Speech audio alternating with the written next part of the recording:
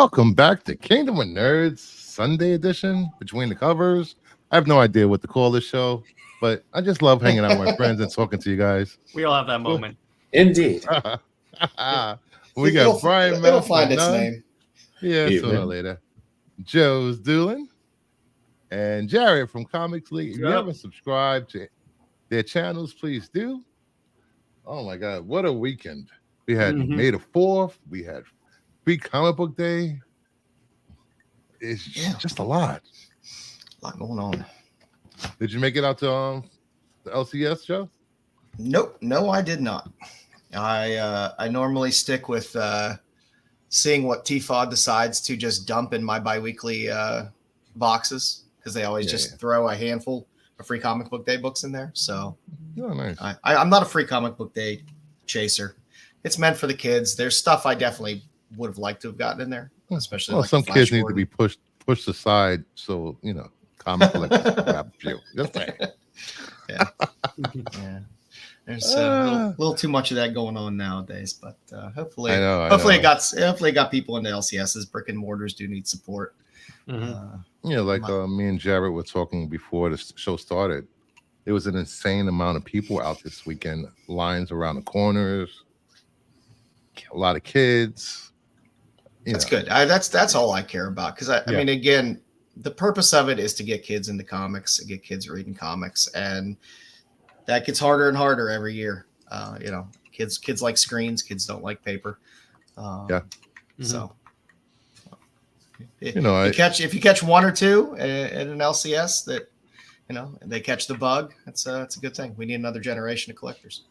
Yeah, my local news network work was actually in my LCS. I was like, why are they here? It's like this. Local comic book day here at the local LCS. Oh my God! And the owner's like the typical old school comic book guy. I don't know these new characters. I don't get B and C covers. I just get the A covers because nobody wants their variants. Why do they need a new suit every other issue? I don't get it. Why do they keep dying even though they're going to come back later, probably in the same issue? Nobody's reading Spider-Man, even though there's no Spider-Man over there. Nobody's reading it. No one's reading Tom King's Wonder Woman. Hey, I am. Okay. I am one person. This was my last issue I'm picking up, so there you go. I actually have a few. Actually picked up a few Free Comic Book Day books. That's way more than a few, bro. That's way more than a few. But I'm only going to show off the ones that matter, actually. I thought the Johnny Quest was a good one. Did you get the Popeye? Yeah. Okay, that's a good one. I got the Star Wars one. I actually like this cover a lot. Yeah, it's a cool one. Reused art? Is it? I'm not even sure. I don't think it is, but it feels like it. But yeah, it does feel like it. Like I've seen it before. I got the Gotcha Men. There you go. I forget what's on the back side of that one, because aren't they flips? I don't know. I didn't even look. Yeah, you should check, because a lot of those are flips. Let me check. Live on air.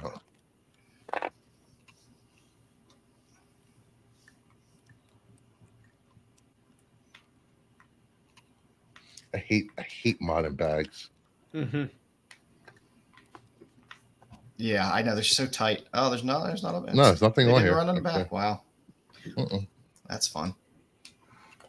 I could have swore they said the what was it? The Flash Gordon was going to be behind this, or I don't know.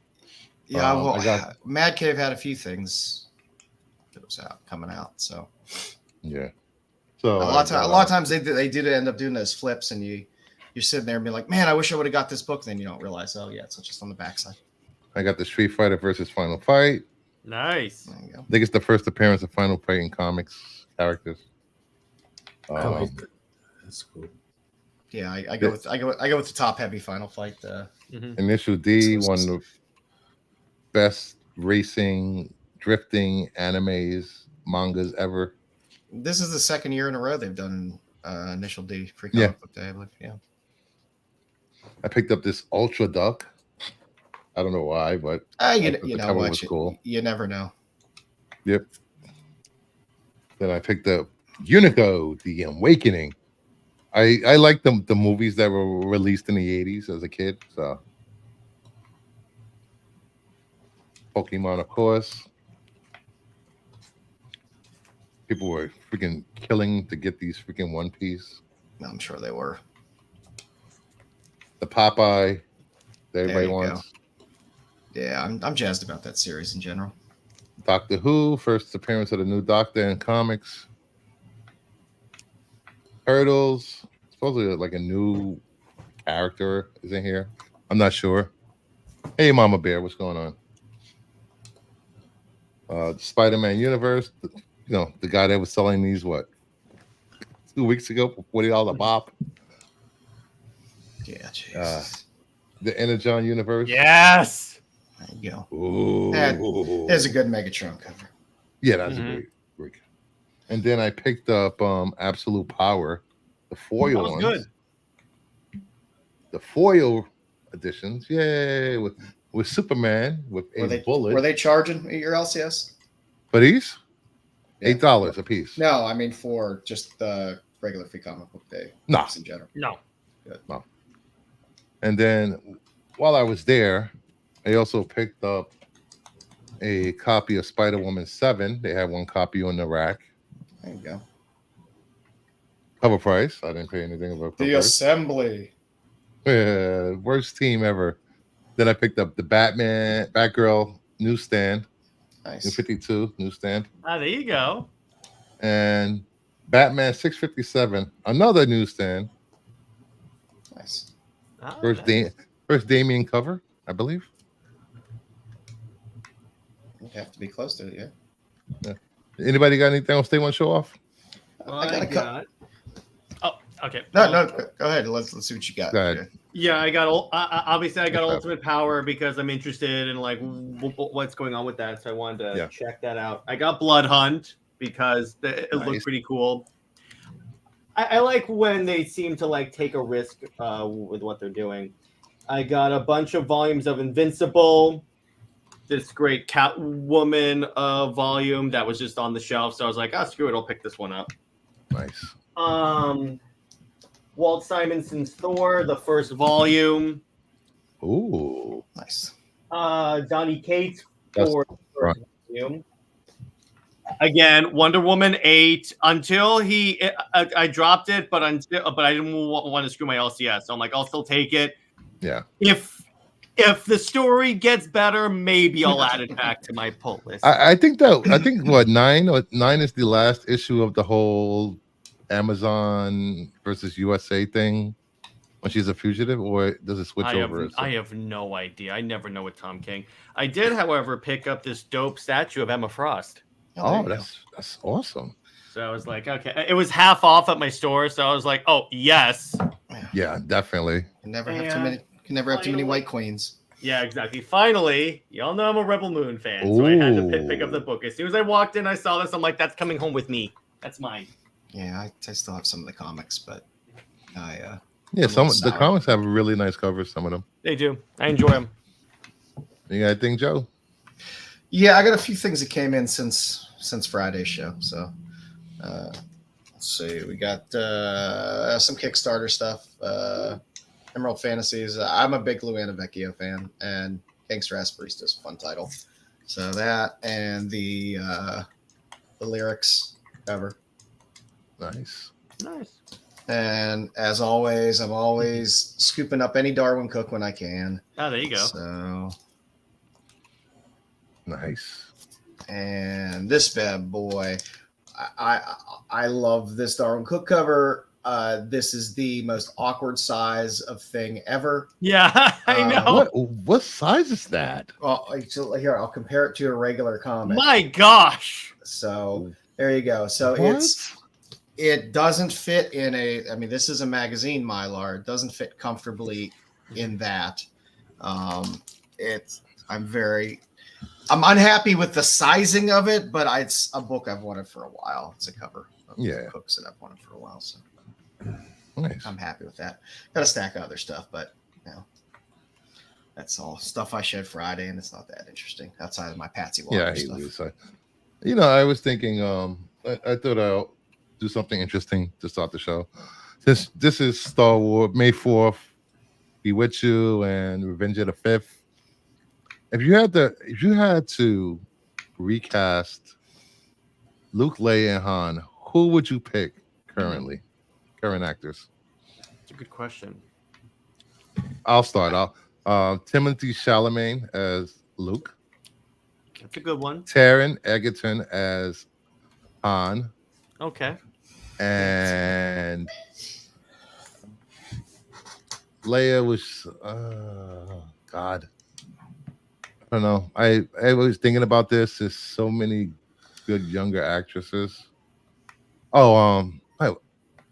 Actually, Millie Bobby Brown, because I just watched come on, leave her alone. Don't tell me you just watched that stupid dragon movie and you were enthralled by her crap acting in that movie. No, I just watched Enola Holmes too. No, I liked Enola Holmes 1 and 2. Enola Holmes, yeah, I didn't watch. I forgot about it, and I started. But that dragon movie was freaking awful. It was bad. It was not good. Bad. I did not like it. What would you think, Joe? I don't. It's tough. Like, I mean, for me, I would love to see a younger Ava Green as Princess Leia. I could see that. Yeah, that would be fun. I think she has the stature to be able to carry a role like that. I don't know if there's anybody. Han Solo's tough. I mean, there's not a lot of younger actors that I mean, truthfully, Gosling would be a great Han Solo because he can handle the serious and the comedic pretty well. Yeah, he can turn on a dime like that. It's pretty good. Luke, I don't know. I hate Luke as a character. I dislike Mark Hamill as an actor. Sir. He's overrated. Yeah, he's horrible. But I don't know. I'll just go with the old. Well, I'd like to go Sebastian Stan because that's it just fits in your brain ever since they started showing that. Yeah, true. But he's probably a little too old now to be able to pull off a Luke. So I don't know. There's not too many young actors that I really like too much. What about you, Jarrett? Brenton Thwaites as Luke. He played Nightwing in Titans. Yes, he was great Nightwing. Yeah, I think. I can see that. I like that. Menka Kelly. I'm going by Titans because I have the page up, but for Leia. And for Han, Han is a really tough one to cast. You need someone that's charismatic, but like you said, can do the serious stuff. But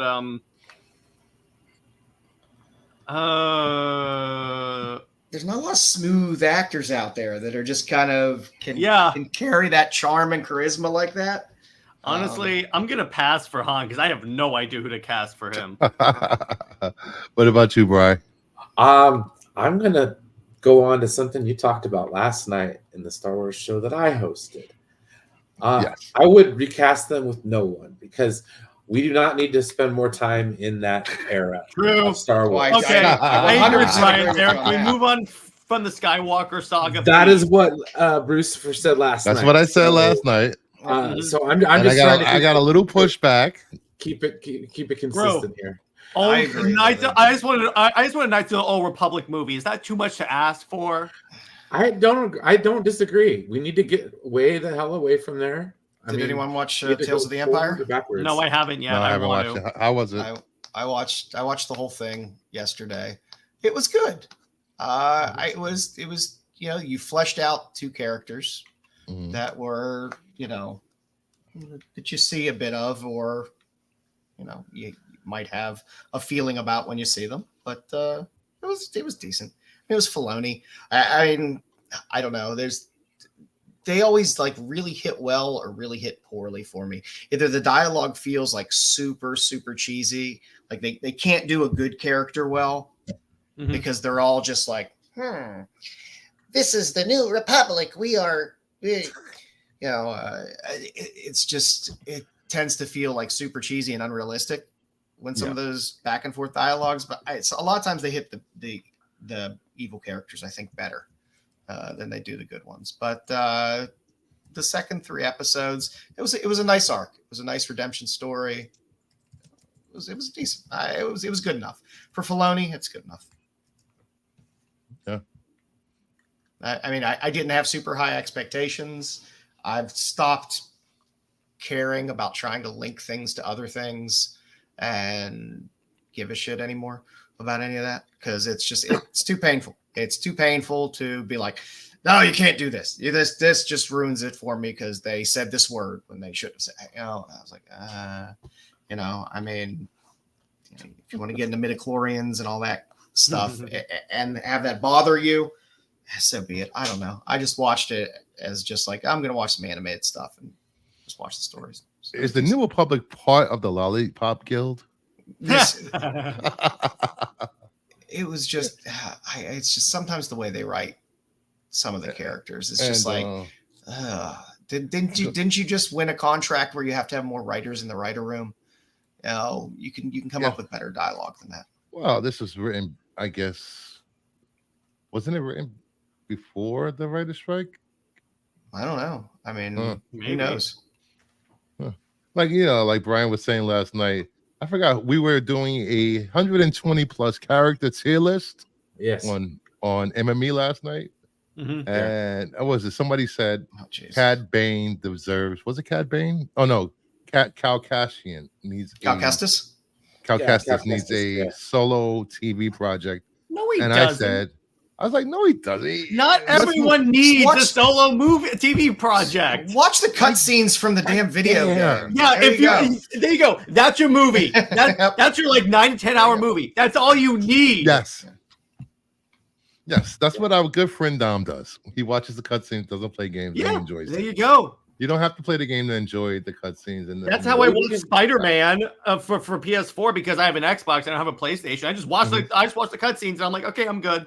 But not only that, but why would you want to ruin what you have going with the video? I know, dude. See, here's the problem, and I say this on my show all the time. Is like when people say, "Well, I want this," and I'm like, "Do you really want these writers that you hate to touch your favorite characters?" Yeah, that's the problem. You're burned either way. It's one of those things. It's like, be careful what you wish for. Yeah, exactly. Yeah. You're on a monkey's paw here. It's like, not quite. And it's hard to make these characters that people love in games and animation. It doesn't usually translate well into live action. But they so restrained by budget, effects, and it doesn't work. I mean, I've watched a little bit of Bad Batch. I find it really boring. That's just me. Everybody has their own, lane. But I really liked Tales of the Empire in terms of what they gave me, because it was small and digestible. I didn't have to make a major investment in it. It's 6 episodes. Each one is like 12 minutes or so. It goes fast. And it was interesting enough that I was like, oh, this is decent, especially for animated. So yeah, did you guys watch the Alkalite trailer? Yeah, I did. I did. Not the most recent one. I'm bored with that. What do you think about it, Joe? I don't know. I mean, I'll watch it. It was okay. It was interesting enough, I guess. I just dislike Jedi a lot, so it's. That's kind of where I am, because I was always fascinated by the people that can't use the Force, like clones and all that stuff, because I find it that they use the Force too mmany times as like a MacGuffin to like solve all their problems. So I'm like, it gets to be like, okay, just use the Force, you're done. I just dislike the Jedi in general. They just. Well, yeah, that's true. They are responsible for their own fall. Because they're morons. It's zealots are zealots, and they're zealots. So I always have issues with them trying to be the beacon of light. So I don't know. It seemed like you're going to get a little bit of the Jedi aren't what you think they are, based on that trailer. But I know they're probably not going to give you much. I think the prequel trailer and the sequel trailer rely way too much on the Force and lightsaber battles compared to the original trilogy, where he wasn't using the Force to get out of every situation or solve every problem, like you said. You know, I want to see space battles. I want to see blaster battles. I want to see stormtroopers missing every shot. Yeah, but what I don't want is J.J. Abrams style. Here's some huge space battle every 5 seconds with lens flares and craziness, and you can't tell what the hell's going on. It's all just lens flares. That's on the entire screen. That's all it is. A huge vomiting of lens flares all over the screen. I don't need that either. I'm not. Maybe it's just me getting old. I don't need an ADHD style movie where it's like everything's going on at once and there's no time to develop a plot because you're flying through this action sequence and then jumping directly into another action sequence that's not really tied to it, and then you go into another one. And I like a story to kind of slowly build. That's why I enjoyed Andor. Yeah. So I do have a few news stories, not just 2 or 3 to talk about that popped up. I thought it'd be interesting to talk about them. So let's go.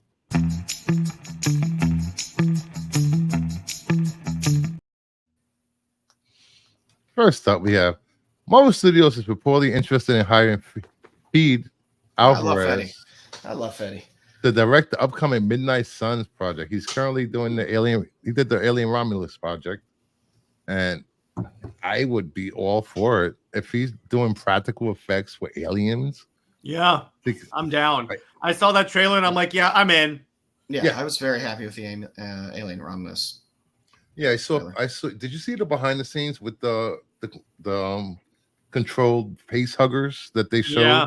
Oh, that was. I was like, oh my god, all of those practical? It's insane. The ones that came coming out the door as they're running. Yeah, that was like nuts when you start to think. Yeah, are all the aliens practical? That's my question, because if they all are, well done, sir. Yes. Yeah. They're practical. What is the budget for that movie? I know. $5. I'm like, well, at least it's not going to be stop motion clay animation. Yeah, exactly. I thought this was a good thing. If I've after seeing that trailer, I was just like, yeah, he could do no wrong if this works out for him, and the practical effects are for like the whole movie, like you said, all the aliens.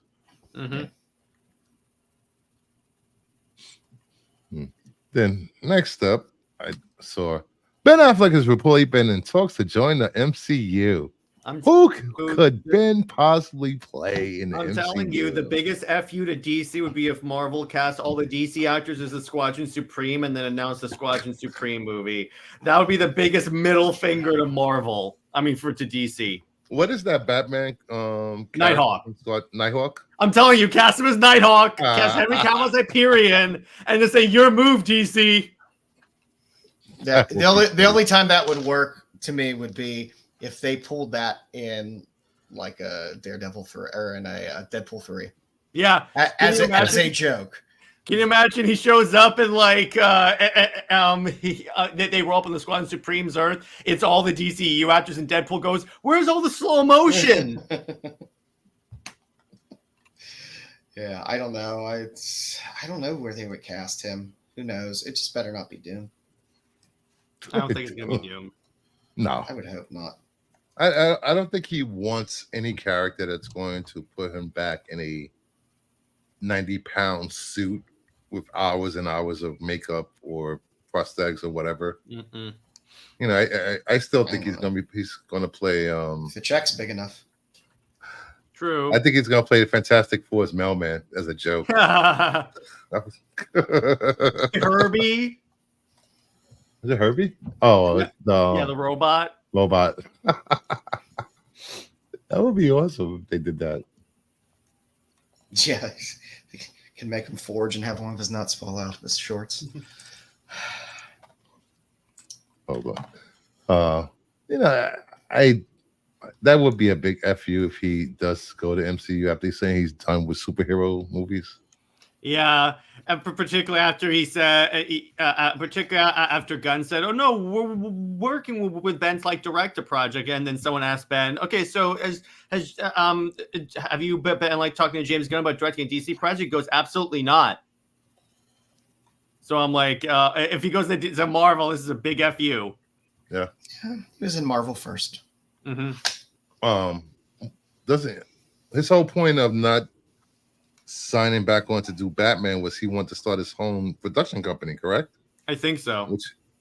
And if he signs a multi-year deal with his production company with Marvel, no, they won't do it. Marvel's not going to do it. Marvel rules with an iron fist. It's Feige, and that's the way it works. I don't think they're going to start splitting stuff off and handing stuff off.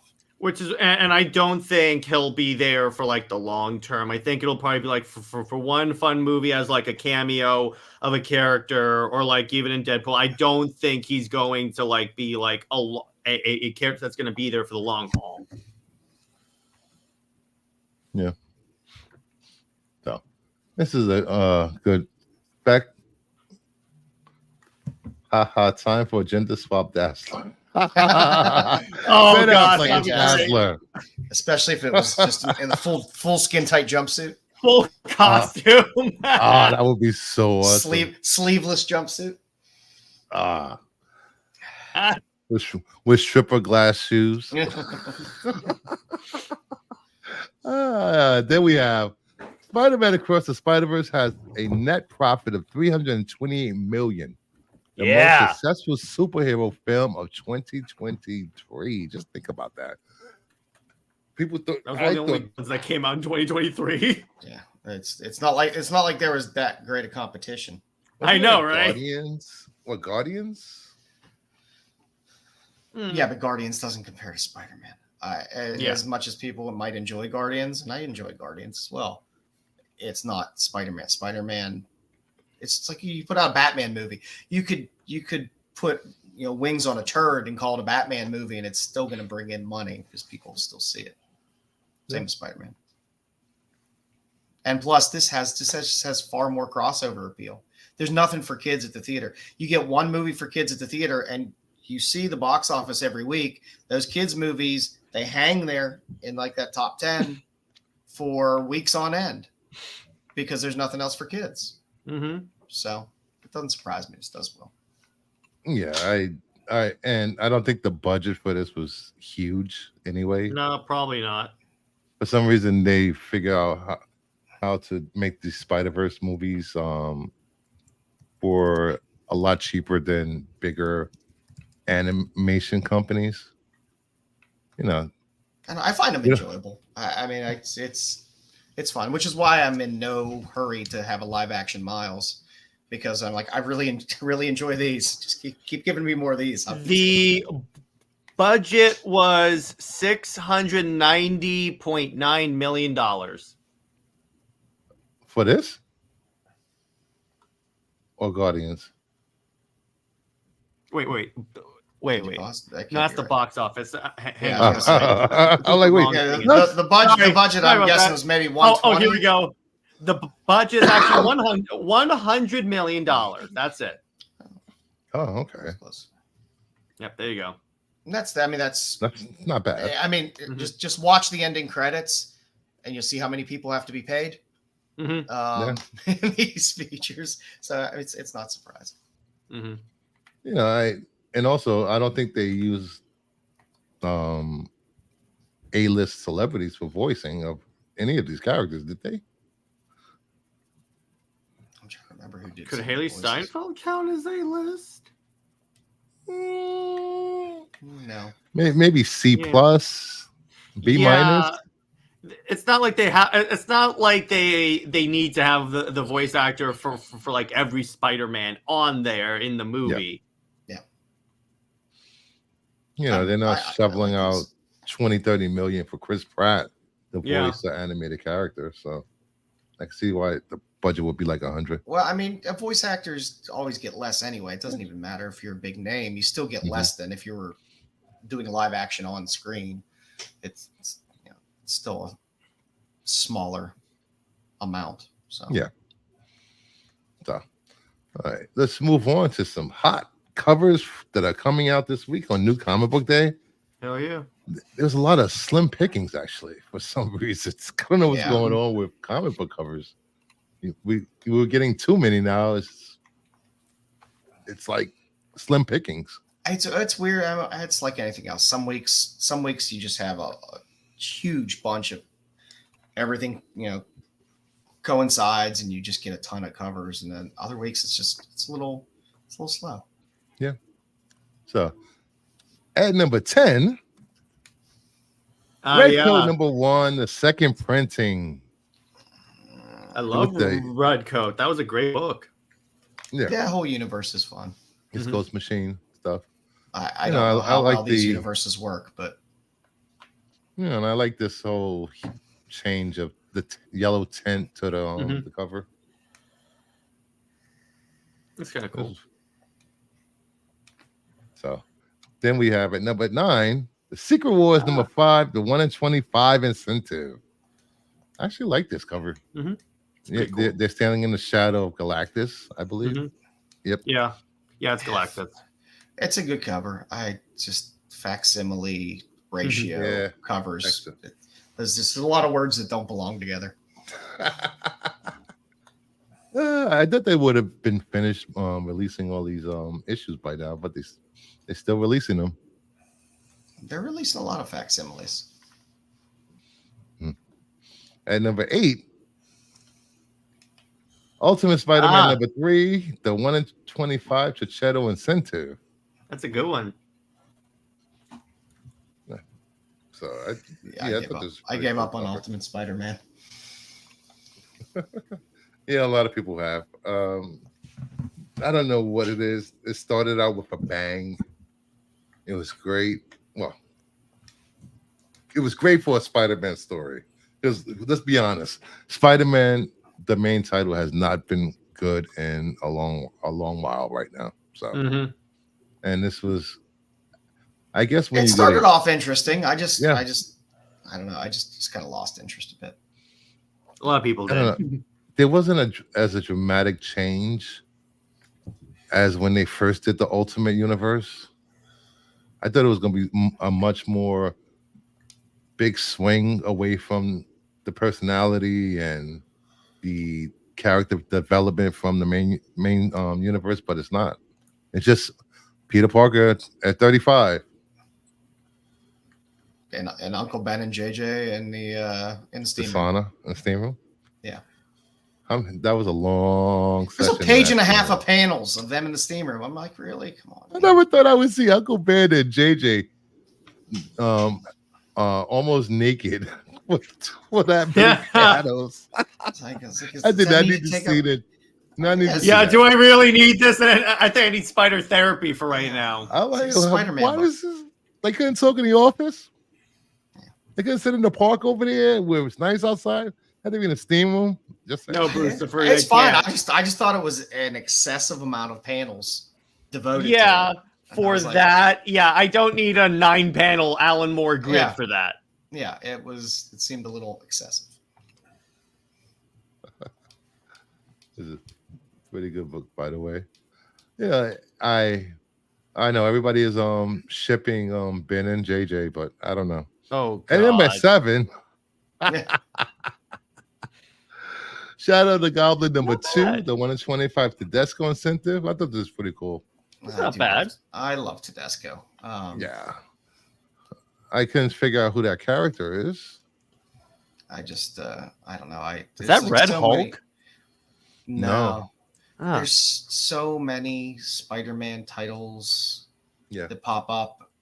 These little, Shadow of the Green Goblin, Spider-Man, Spectacular Spider-Man, Stunning Spider-Man, Superior Spider-Man. It's a little much. I do like when they have word bubbles on covers. Yeah. You just like taking a picture. Say cheese. At first I thought this was Blanca from Street Fighter. Yeah. But in red. I know. I do like Tedesco though, so I enjoy that cover. Number 6. Yeah, that's 48, good. The 1 in 25 Barons incentive. This cover's kick ass. Yeah, that looks great. They do. I'm just so. That looks good.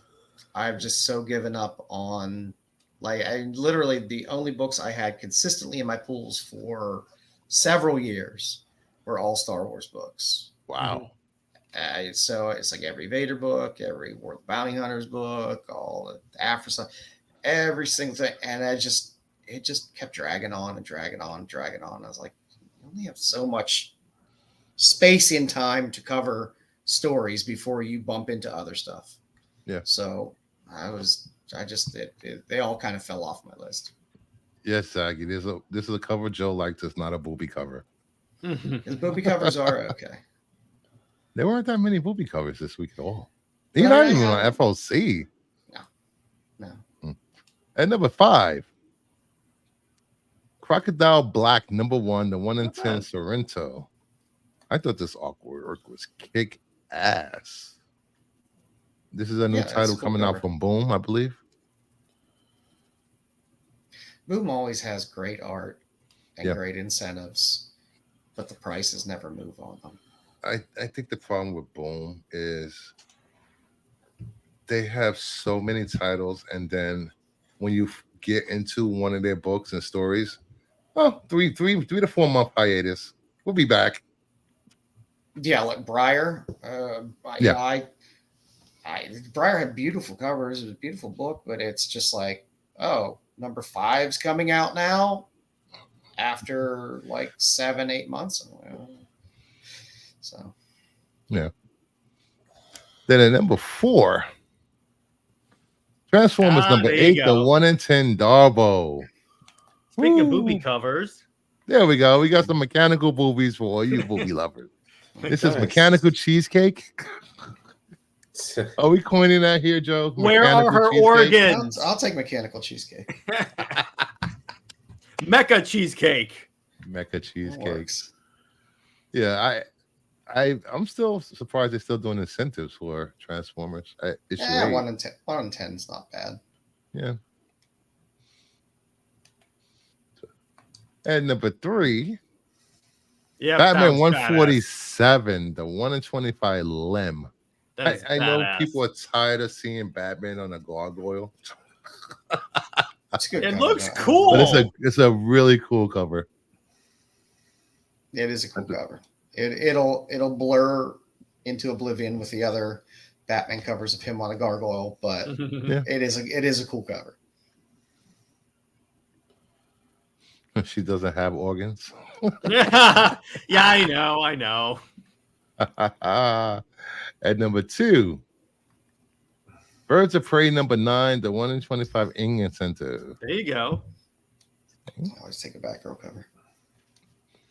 Yeah, this is. And I love seeing Canary. I'm just happy that I'm getting Black Canary covers as well. Yeah, those are good. Yeah, there aren't that many really good Canary covers. In the back, I shot him in the head. What's that? The first one I saw Canary, I was like, is this Derek Chew cover? But no, it's not. Oh, I thought it was a Chew cover also, but nope. And the number 1 cover to grab this week. Yeah. Energon Universe number 1, the 1 in 50 Randolph and Center, Rodimus Prime. Where's that Hot Rod? Hot Rod? Yeah, it's Hot Rod, I believe. Oh, yeah. Rod. That's right. He didn't get the Matrix yet. Still looks awesome. Yeah, people digging the story. I mean, say what you want about it. The Transformer stuff and the G.I. Joe stuff, Skybound did a pretty good job about the way they're rolling it out. Keeping interest over multiple months of stuff. Yeah. It's been a year that this has been going on between starting with Void Rivals all the way Void through. Rivals. Yeah. And then the other titles. Yeah. I like the way they're doing those shorts with the, they did the Cobra Commander and Duke, and you're doing your Scarlet and Destro, and that's nice. I like the way they're doing this. Like I said before on other shows, I've never read G.I. Joe and Transformer comic books until this year. Yeah. I didn't really care about reading about G.I. Joe and Transformers. But writing's been really good. The artwork's been amazing. most of these titles. Hopefully, it continues with the level of hype that and interest people still have in this. And I'll take anything that takes away the talk about X-Men '97. I mean, if they push, if they start really pushing hard for the crossover movie, then this seems to be, because the old Transformers G.I. Joe crossover wasn't really jumping too much when that news was announced. It was like some of these books started moving. So this might be where people go. So this might get some consistent, steady heat. Yeah, because I was surprised that the original G.I. Joe Transformers crossovers didn't move at all. Yeah. Nobody cared. So, but hopefully this if you aren't reading the Energon Universe titles, please pick them up. You're missing out if you're not reading them. And next up, limited edition controllers. It seems my producer is back. I have new content for video games and stuff. Thank you, producer. First up, we have a Nintendo Power exclusive DK64 controller. You had to order this, send in an order form from the back of the Nintendo Power, I believe. This was released in 1999, and it's sold recently for $265. As you can see, it looks like a banana. That's amazing. I know, it's pretty cool. I remember. I used to love the controller with its third leg. That had to be like the worst controller ever. It was confusing at times. Well, because you didn't know where to grab. Like, who needs that third arm? The GameCube, which was much nicer, they just made it smaller and made it more compact, and they put the thumbstick where it belongs. Yeah, on the left side of the controller. Yeah, that thumb knob did not need to be in the middle. I mean, you got to give them credit. It was one of the early joysticks. I mean, that came out before the PlayStation came out with the DualShock. DualShock was awesome. Yeah, but if it wasn't for the Nintendo blazing trails here with that, looks like a failed ship from Star Wars: The Phantom Menace. You're good. Sticks Boy, did it come with a ship? What happened? No, Sticks Boy said, did it come with a hammock? They fit on there. Banana hammock. We'll borrow your Sticks. But every time they did a special edition, Nintendo, they did a lot of special edition controllers for N64 back then. It's insane how many are out there. But this one is pretty damn cool, looking like a ripe banana. You need to do a controller tier list at some point. What? A tier list for controllers. Xbox wins. Why would I do that? PlayStation just wins all the categories all the time. Nope. Xbox wins. Truthfully, I love the Sega Genesis controller, to tell you the truth. That one was nice. I couldn't stand the original Xbox controller. I couldn't stand the Dreamcast controller. I couldn't stand the N64 controller.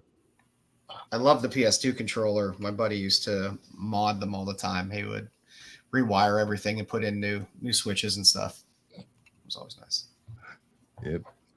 All right, next up, we had Nintendo Power exclusive Gold controller. This was released for Nintendo Power's 100th issue anniversary in 1997. This controller sells for $490. And you can tell this is different from the other, was it the GoldenEye controller? By the 100 that is printed above the Nintendo in the center. Oh, that definitely makes it worth hundreds of dollars more. Yep. Hey, Ed. Yeah, I've never seen this. I never heard of this. I would never know to look for this. Well, it's up Max's alley there. Yeah, Max probably has all these freaking limited edition controllers in his basement. More likely. I mean, when I went to go visit Max, he had like Scope controller from Nintendo. He had for the There you go. Super Nintendo. He had like so many special edition controllers and games, and they were still sealed. A lot of them. I'm like, what the hell? I did not have the foresight to save all of those things from childhood. I wish I would have. They would have all been sealed and sold.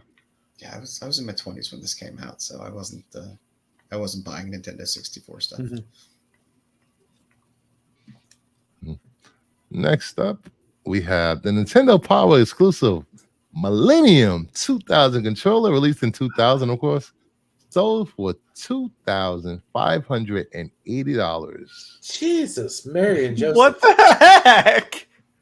I could not find any information on how this controller was obtained, how to get this controller, or even if this ever hit retail. I'm thinking no. I don't think this ever hit retail. 2000 and like year 2000. Yeah. I'm thinking it's probably one of those employee things, maybe. Could employee thing, or go catch a there was it Pokemon? There was Pokemon back. Go catch some Pokemon or something. I don't know. But that's a lot of money for a freaking controller. I see Mama Bear has a wrench. Well deserved. She deserves a wrench. All right, VK.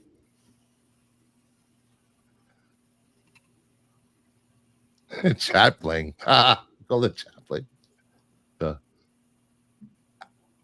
Now this makes me want to go hunting in garage sales.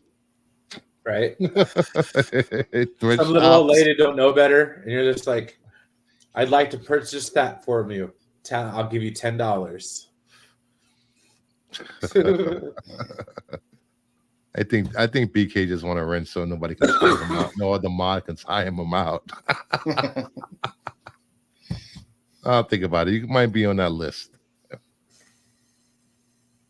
Next up, we have the sealed grape in 64 controller, released in 1996, sold for $500. Damn. Grape colored controller. Who still had this sealed? Seriously. I have no idea. And why is that plastic like yellow?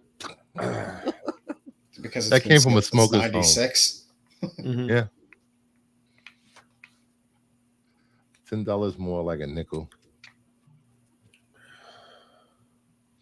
Yeah, a lot of stores went out of business in the mid 2000s, 2000 teens, that I'm sure had a lot of stock of this garbage sitting in the back somewhere. So this stuff pops up every now and then. See, I know I should have worked retail. Damn it. I worked retail for one day and quit. Couldn't do it. I had the toy section of was it consumers? And those freaking kids, all they did was pull stuff off the shelves, and I quit after my shift was over. Couldn't take it. You turn on Brucifer and mute him with your wrench powers. I send you info on that control. Oh, god damn it. Styx is actually doing research. Here we go. What is this?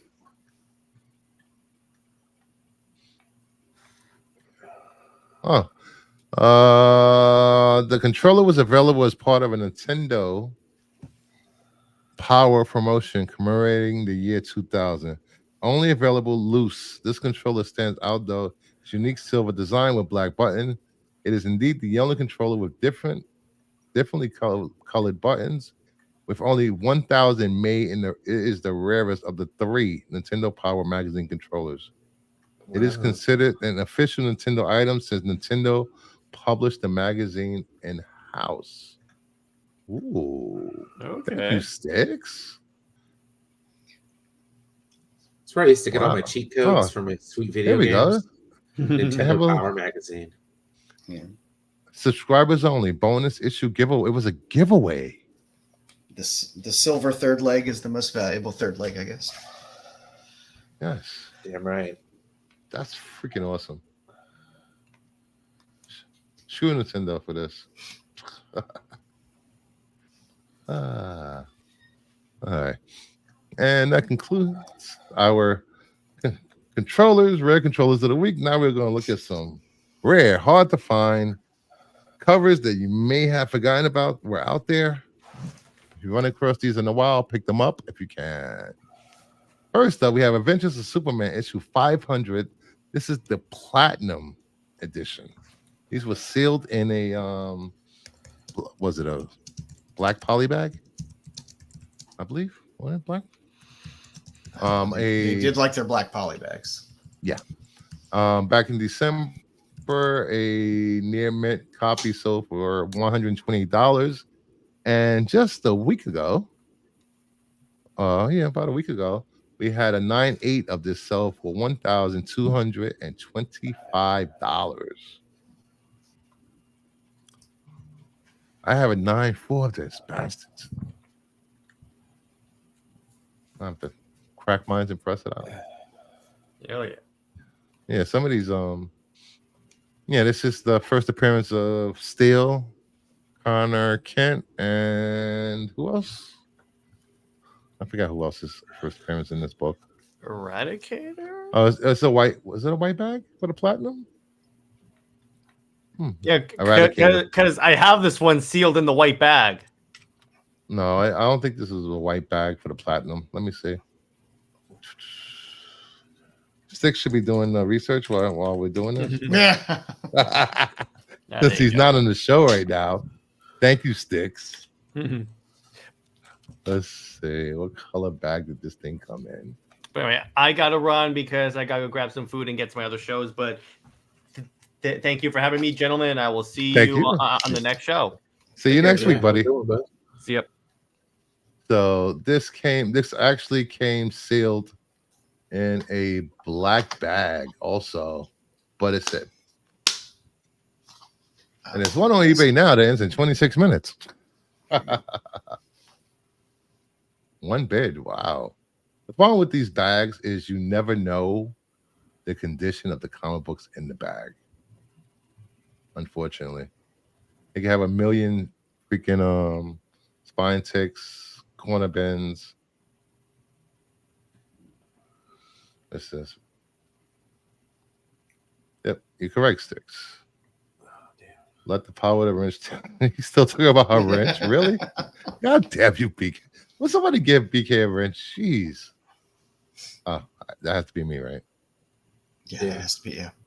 No, I guess I can give him a wrench. Don't abuse your power.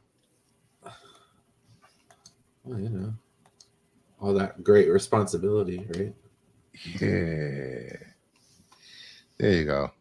BK has just been granted a wrench. You abuse that responsibility. You have to sit in the steam room with Uncle Ben. Right. Uncle Ben and Marco. Where you get the lecture. The talking to. With great penis comes great responsibility.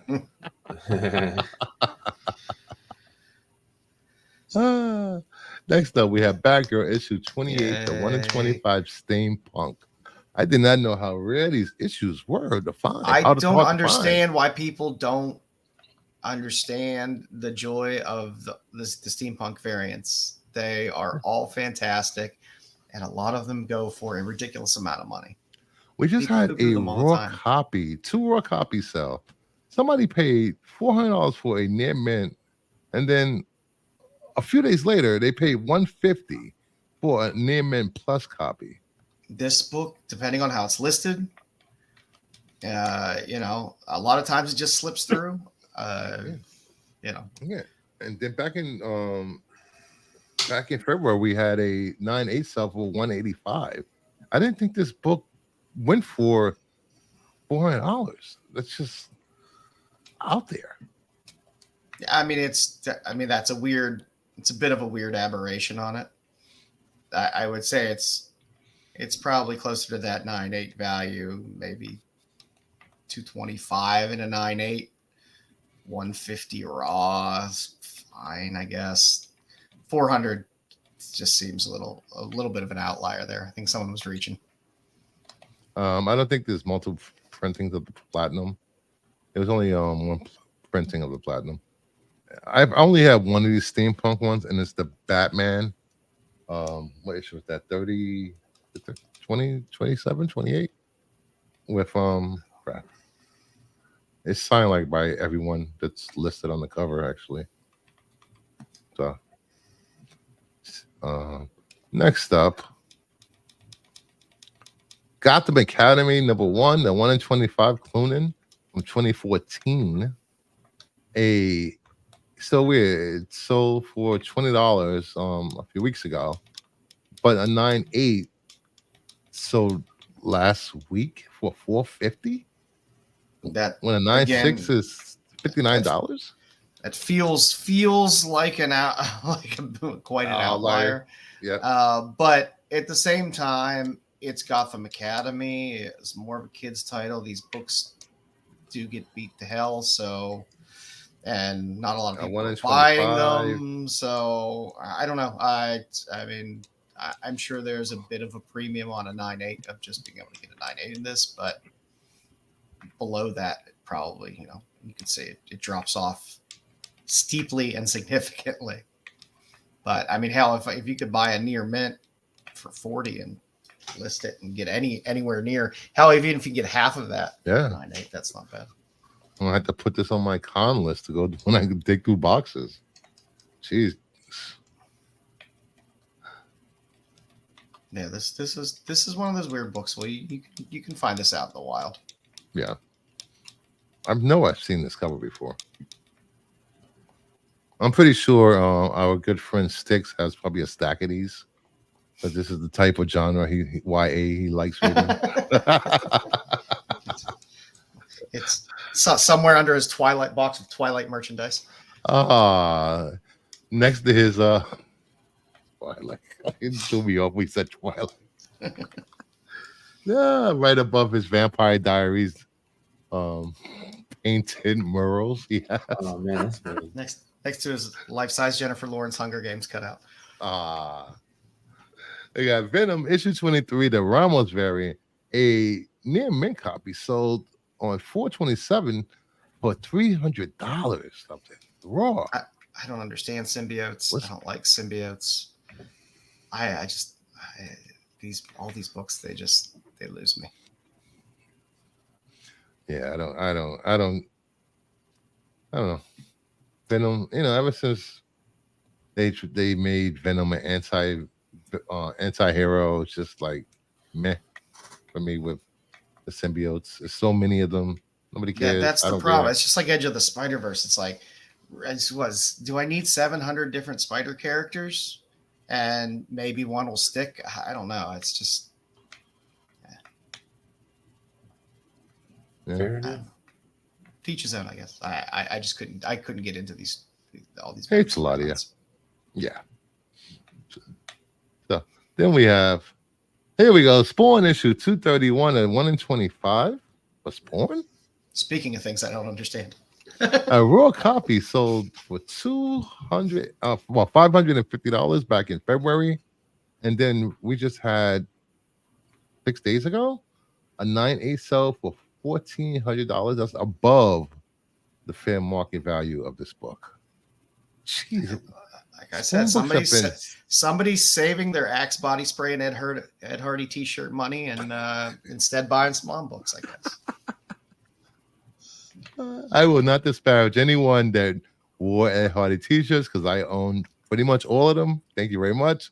But I will make fun of Axe body spray users.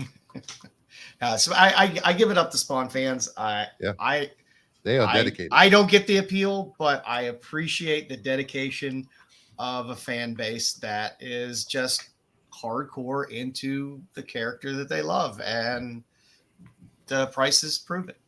So yeah. We just had tip of my cap to the Spawn fans out there.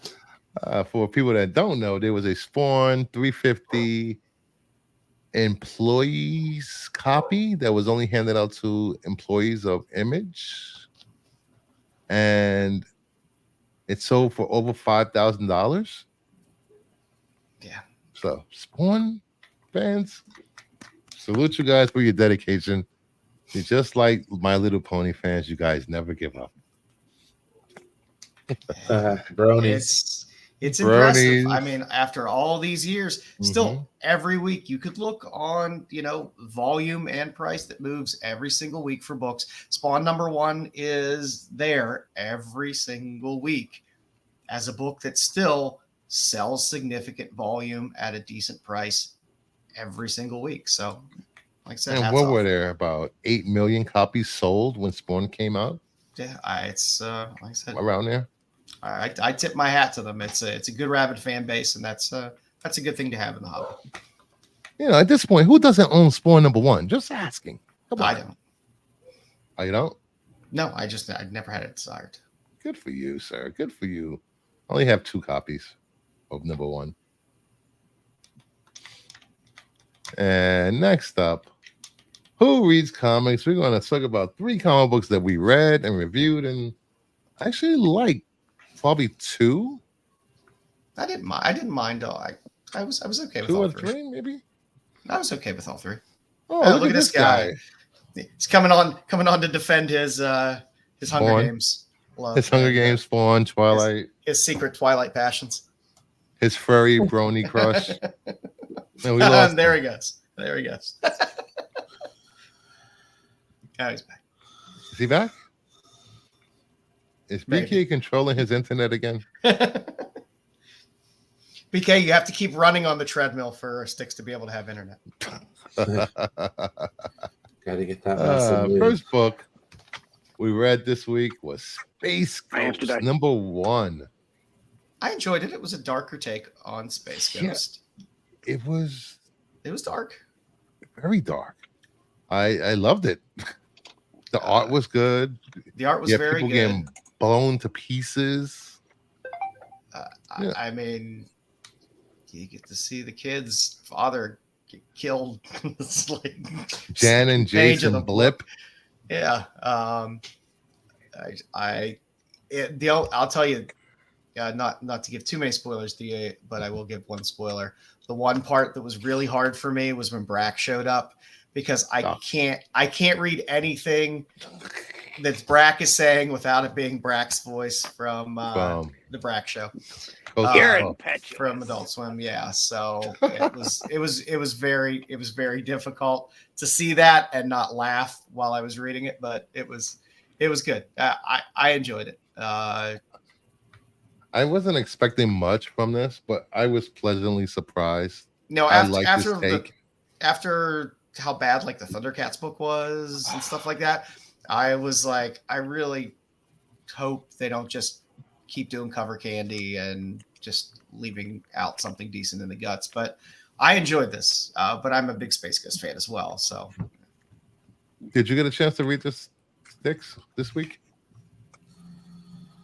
Did you read anything? I have not read this. No. You should give it a read. It's really good. There's some really good artwork. And here we go. No. Yeah. Not read anything. It was an interesting take on Brack. The art on Brack. But again, it was just the voice is still in my head, and I couldn't read him. I couldn't take him seriously. I was like, oh, he's gonna kill a child, but I'm laughing the whole time because the Brack voice is in my head. Yeah. Hashtag Joe hates kids. I love kids. I got good kids. All right. Hopefully they give us a. Kids give you plenty of reasons to hate them. Yeah. Especially on Free Comic Book Day. I wonder how they're gonna handle Space Ghost origin. Was there ever origin? They don't have. The thing is, they don't have to. They can if they want. They can go into it a little bit. They can touch on it. I mean, I'm guessing that's what we'll get in the second issue. That seemed like they were gonna lead into a little bit, but I don't know. I thought it was a good first issue to set up. Okay, now we know who's all together, and we can kind of take it from there. After reading this, I want to go back and watch the old Space Ghost cartoons now. On the 60s. Yeah, I just watch Coast to Coast. they've had it for a while since what was the 30th anniversary. So they've had it running on YouTube on the 24 hours a day live. So I was just watching that quite a lot. Mm-hmm. Me too. And BK, he says that at the end of the book. All right, that's the only reason you know it. All right, or you Googled it. Come on, we all know you Google. What the hell is Terry talking about? 3 hams will kill him. 3 hams will kill him. Why don't you give him 3 hams? What? God. Interesting. The next book we looked at, Creature from the Black Lagoon. I know this came out 2 weeks ago, but I figured we'll talk about it this week. Yeah. I don't know where this comic is set. I don't know where it takes place. I'm going to say somewhere in South America. Okay. That was the feel. Yeah. For everything. It was a little shaky. It's Ram V, so I'm expecting it to come together. It was a little bit scattered. They left a lot of holes in terms of what's really going on. But that's fine. I'm fine with it. First issues can be a little rough sometimes. Yeah. I was all right with it. This is okay. I couldn't figure out why she was looking for this guy. Or the writing on Dracula for Universal Pictures was better. Yeah. I don't know. Tinian always starts good though. I mean, I like Ram V's writing a lot, but this seems.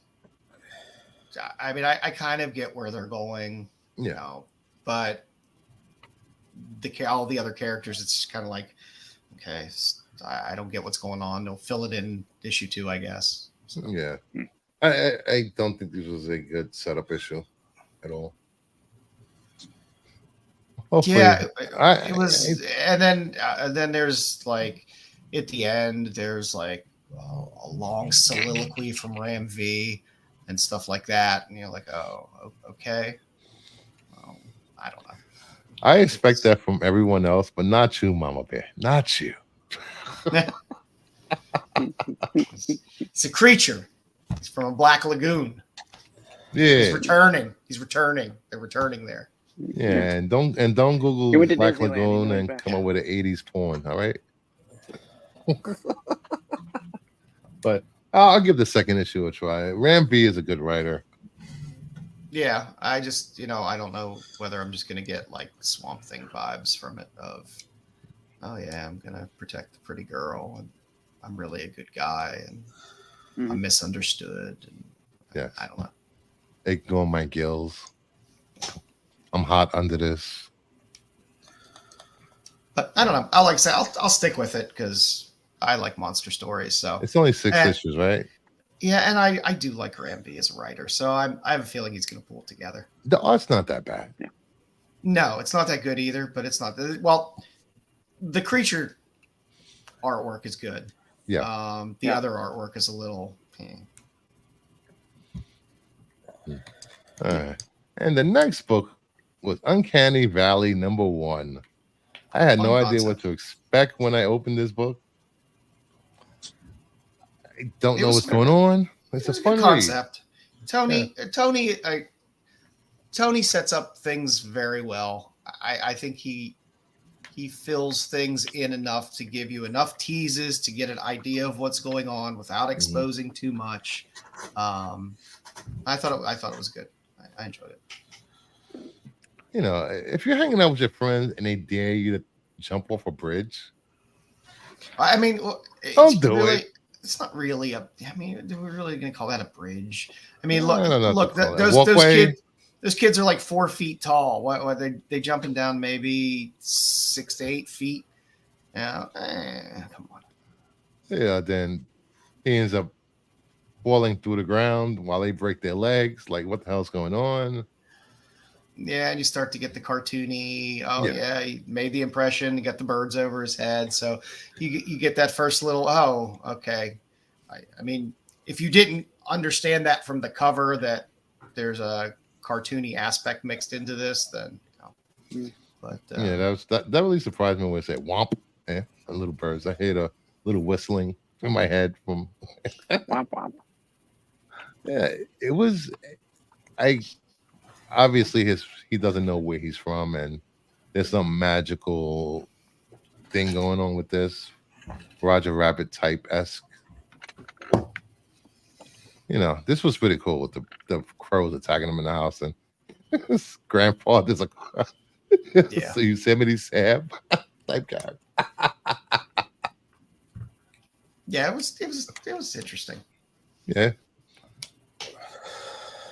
Joe's level of concern for children, 0.5. That's not true. F them kids. Well, other children. My children, 100%.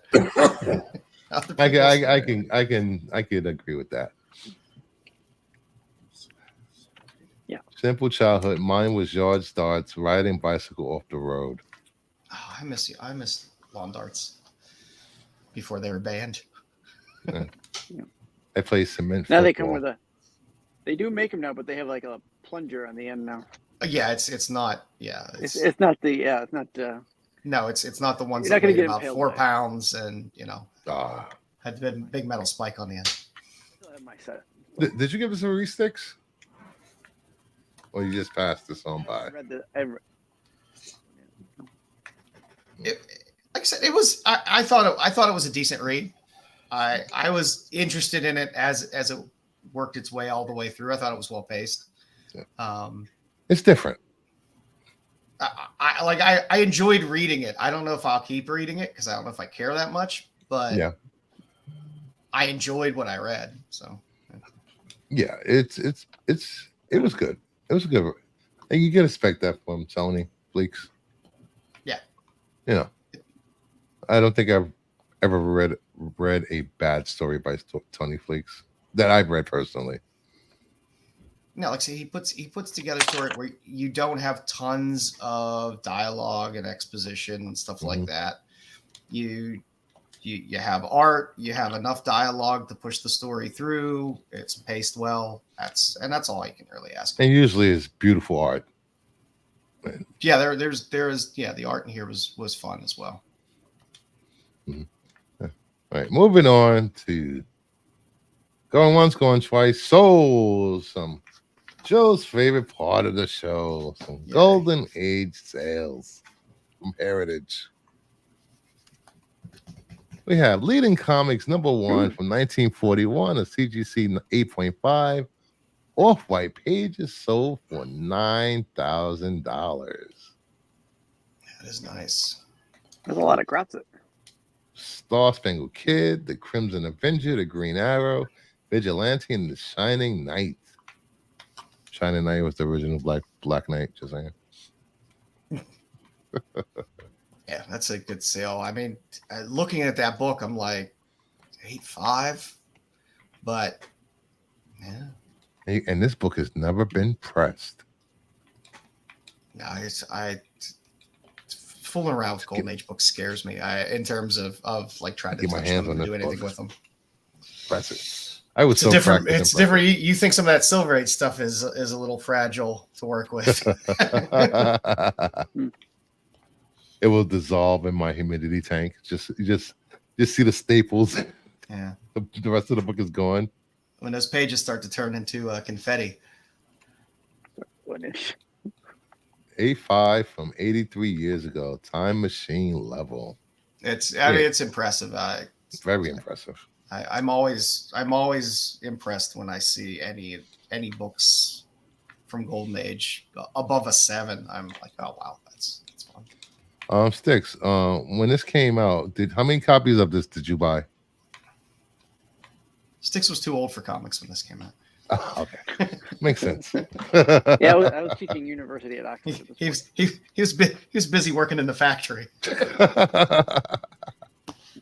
Next up, Avengers Comics 210 from 1955, a CGC 7.0, off-white to white pages, sold for $7,500. I love when they first started doing the comics code, how big they put it on the cover. Approved by Comics Code Authority. I like all crypto covers, so that's just me. Yeah, crypto covers are awesome. Superboy. And that's a good respectable.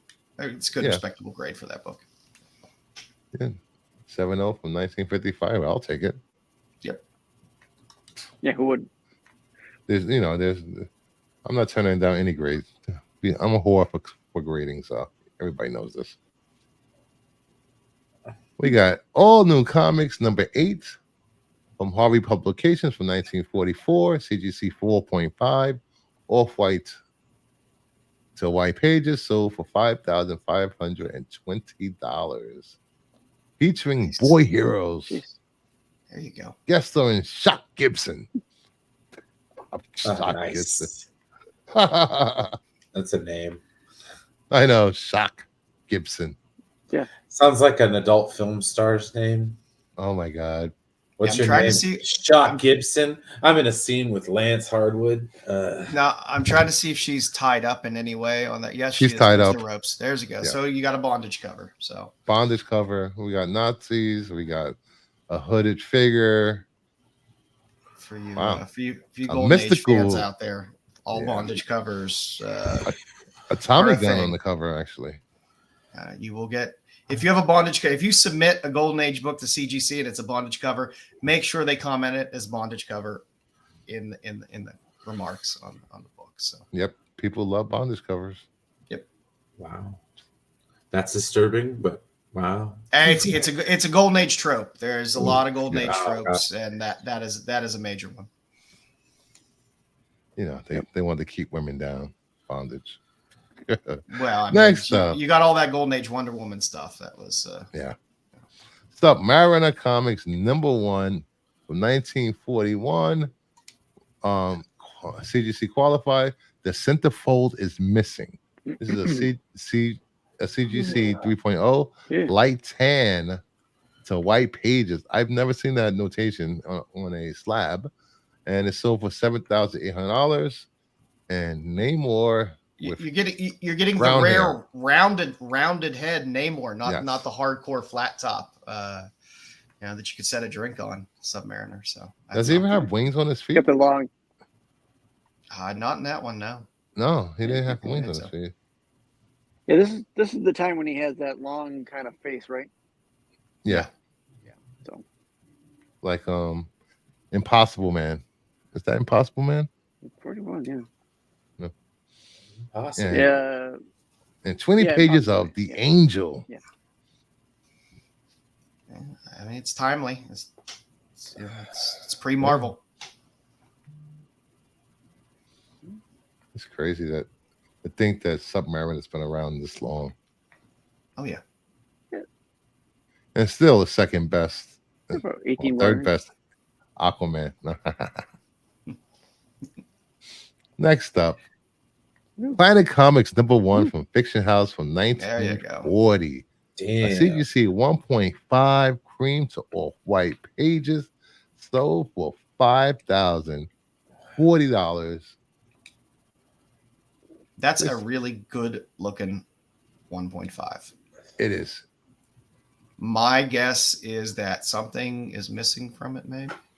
A panel missing from page 32, probably was a coupon that somebody cut out. So they took the 1.5 instead of the green label because it looks far better. The cover looks far better than a 1.5. So I'm guessing they took the swap of the beat me up on the grade and don't give me the green label. This is Flint Baker and the One-Eyed Monster from Mars. Planet Comics, all Fiction House stuff always sells exceptionally well. This is a great cover. I'm just looking at if you're into pulps, remember the Fiction House they would do the Planet Comics, but then they had Planet Stories on the pulp side. Also fantastic covers on Planet Stories on the pulp side as well. And those are still very accessible and very reasonable.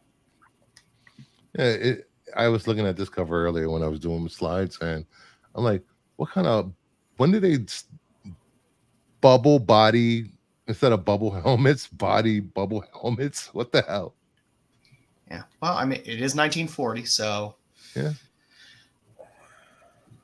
So, next up, Action Comics number 6. Did you see 5.5 off-white to white pages? Sold for $6,600 from 1938, and this is the first appearance of Jimmy Olsen. That gorilla is going to eat that man. Poor Is that Jimmy? I guess that's Jimmy. Jimmy. We might have a clone Jimmy now because that gorilla's ready to eat you. It's not the real Jimmy. Jimmy died in the forest. Yeah. That does not look like the red-headed Jimmy Olsen we know today. I love the trade dress on old Action. It was brown. Yeah, that trade dress is great. Maybe his hair got discolored from the blood from the gorilla. He had to get a metal plate put in, and his hair grew back ginger. That would be a good reason why he's so crazy sometimes. James Gunn, get on that. Make that canon. There's a conservation includes notation. Hair seals to cover. Spine split seal to cover. Cover reinforced. Cover cleaned. Yeah, I mean, again, people have to understand conservation and fixing books was a thing for years. Back then. For Golden Age and even Silver Age, but especially Golden Age. So it was commonplace. It wasn't seen as a bad thing. Yeah. And so you get a lot of that. Well, there's conservatory, and then there's slapping the old tape on it too. But yeah, I mean, they're two different. And color touch and all those fun things. Yeah. But I would take this. I wouldn't care. This is a great looking book. And then finally on this, we have Human Torch number 2, timely 1940, CGC 1.5, slightly brittle pages, sold for $5,040. This book is beat the hell. Any more there is thinking about, I'm going to meet this girl named Sue someday. It's going to be great. Looks like he had brownish blonde hair. I like it. Yep. The Torch and Toro. Yep. Toro? Was this Toro? Yeah.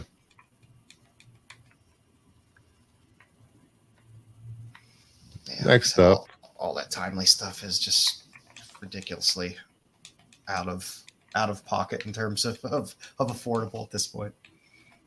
Yeah, at least has all his pages, nothing's missing. Yeah, complete. It's just amazing that it survived. Any of these age books, amazing that they survived this long. Yeah. In any condition. Yeah. Like I always tell people, any grade is better than no grade on these Golden Age books. Mm-hmm. Yeah. Yeah. And I mean, I'm sure you've seen a lot of the Batman and stuff like that when people start chopping it up and selling pages. Yeah. And slabbing pages. Those pages go for a good amount of money. Just for single pages. So. Yep. So here's some new comic book picks that pick up this week. Ain't No Grave number 1 from Image Comics. The Boy Wonder number 1. Crocodile Black number 1. Some number 1 issues you can pick up and start reading. So is that Damien for Boy Wonder? Yeah. It's going to be all about Damien. Damien needs constant supervision. I'm just saying. So. There's so many. Yeah, I mean, I don't know. They had Robin for a while. I don't know why they just didn't continue it.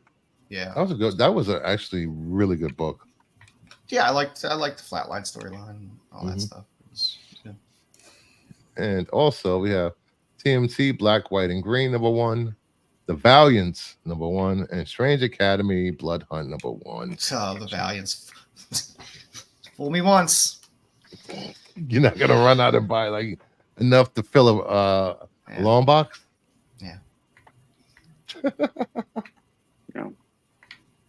So here's some books you can look forward to this weekend. No Ivar Time Walker, you're not getting my money. It's a good cover though. And next up we have some FOC. And screw Marvel for not doing more of Strange Academy. That was a good property that they should have leaned into. That Strange Academy series should not have ended the way it did. And then what was it? And then there was Finals. Finals was Strange Academy Finals, and it was I don't know. I don't know what they were trying to do there. All right. First up, we got some FOC from 5/6. So get to your local comic book stores and put your orders in. We have Harley Quinn number 40, the Lyrics Lee variant. Amazing. This cover, that's good lyrics amazing. Cover. Then we have the one at 50 Wingard incentive. Cheerleader Bubblegum Harley. I like it, but then again, I'm an Archie fan, so I kind of. This does remind me of Archie. Then we have Detective Comics 1085, the 1 in 50 Fuamara incentive. How's that book doing, by the way? Your ugly Harley. I don't know. I haven't looked it up. All I know, the last time a 9/8 sold for like $800. I thought it was starting to fall a bit, but I don't know. This guy's getting work though. Yep. Then we have Power Girl number 9, the Telesco variant. I love this with Streaky. I've enjoyed a lot of the Power Girl covers that they put out. Then we have Creature from the Black Lagoon number 2, the 1 in 50 Pepper incentive, and the 1 in 25 Manupul incentive. I like Manifold. That's an interesting Manifold cover because his work, because he did, we were just talking about Robin. He did variant covers for like the first 9 or 10 issues of Robin that were all really cool. And then we have Star Wars 47 for all you Phantom Menace 25th anniversary people. Here's a little. Oh, nice. Still can't believe it's 25th anniversary of that movie. That makes me feel ridiculously old. Then we have Then we have the JTC action figure variant cover with unfinished C-3PO. He's naked. I know one person who's going to want that cover. Who? Jedi. I don't know if he gets the naked ones. Does he? But it is C-3PO though. It's not just a protocol droid. True. It's C-3PO. So. Yeah. It's not just a random naked droid. And then we have High Republic number 8, the Phantom Menace 25th anniversary cover. I like this cover. R2. I do. I just don't want it on the High Republic book. Then we have the 1 in 25 Reese incentive. Then we have the Darth Maul black, white, and red number 1 second printing, the 1 in 25 Marquez incentive. Yeah, I mean, lazy.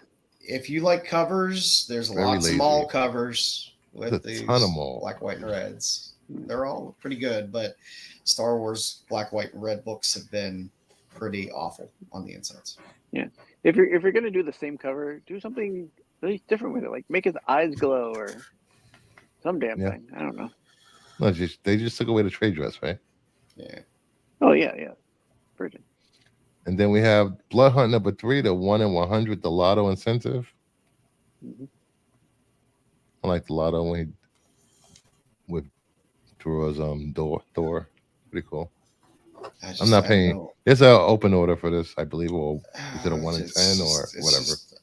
I don't know. I'm holding off on buying anything Blood Hunt until I hear if the stories are enough of standalone that I don't have to buy 8 million titles from 8 million different books for tie-ins and everything else.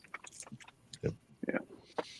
And then we have Blood Hunt number 3, Momoko, actually not too bad.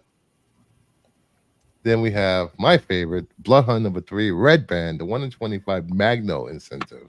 Well, there you go. Well, you know the one was hot, so you know what that means. Yep. I think I'm gonna get all of them. Definitely. Then we got Ultimate Black Panther number 3. This is a second printing, 1 in 25, Boss Logic incentive. I still can't believe it took them this long to do that. Why they hadn't? I mean, I thought they would have been dumping those Boss Logic covers off as virgins right out of the gate because they were by far the best covers. Yep.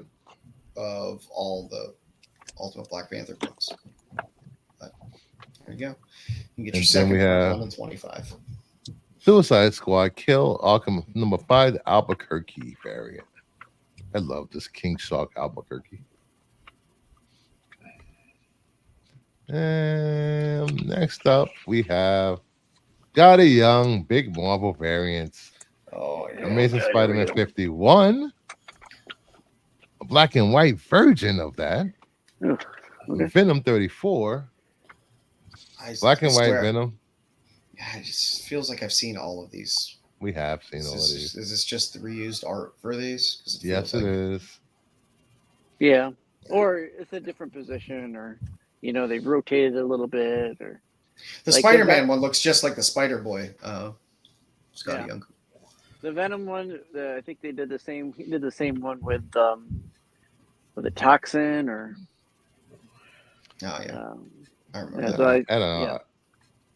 I mean, am I the only one getting tired of this style from Scotty Young? Well, the problem I have is when you go back and look at some of the older stuff that Scotty Young had done, where he has like full composed, really cool covers. You're like, why isn't he doing some more of this stuff? Because they're really cool covers. Yeah, for free on Free Comic Book Day, I bought a couple of the in a dollar bin. He had the Scotty Young Bully Wars. I don't know if you've ever read Bully Wars, and those covers are great because they're full bodied. Go back to that. I do agree. And then next up, X-Men 35, black and white version, Blood Hunt Wolverine 1. Black and white version. they're really. Yeah, I mean, at least like even the X-Men books when they were doing Powers of X and stuff like that, they were funny. They were funny covers. At least there was at least more to it. Right. Yeah, these kind of just singles or meh. I don't know. It's like oh, I guess we got our Todd Knock headshots now, and we got our Mark Brooks headshots. It's time for our Scotty Young one-offs. Yeah. Yep. Next up, TMT Usagi Yojimbo crossover number 1. Oh, sorry about the naming. I ran. Cover A, cover B, 1 in 10, and a 1 in 25. Ignore the names at the top. I like the Saturday Morning Adventures series from IDW. Is fun. Yeah, I've enjoyed all of them actually.